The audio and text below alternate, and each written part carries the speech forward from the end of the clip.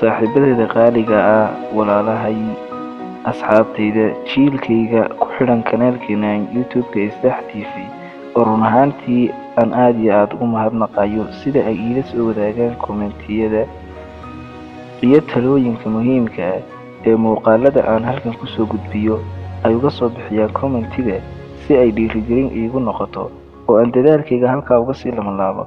Waxa aan idin leeyahay saaxiib aad ayaa u mahadsantihiin runtii. Soomaaliduna waxay ku mahmaadaa xininyuhu kuwa kugu jira maaha ee waa kuwa lagula garab taagan yahay. aad ayaa runtii idinku mahadcelinayaa. Keliya dhiirigelin iima noqonayso views fara badan, like fara badan iyo share aan helo, balse waxa unbay keliya muhiim noqonaysaa inuu kanaalku inoo horumaro. runtiina muuqaalada aan soo gelinaa haddii ay ku qanciyaan, keliya ayuunbaa kugula talinayaa ilaa aad share karayso isla marhaantana subscribe saarto. madaha mawduucyada sheekooyinka ay xikmad iyo murtidu ku jirto ee halkan kusoo gudbino, aniguna waxaan ku dadaalayaa oo intaa waqtigayga ugu badan ku bixinaya sidii aan ugu soo gudbin lahaa jiilkayga, asxaabtayda, saaxiibadeyda qaaliga wax aniga muhiim iyo adiga muhiim ku ah, dhammaanteen muhiim inoo wada ah oo aynu wax ka faa'iideyno.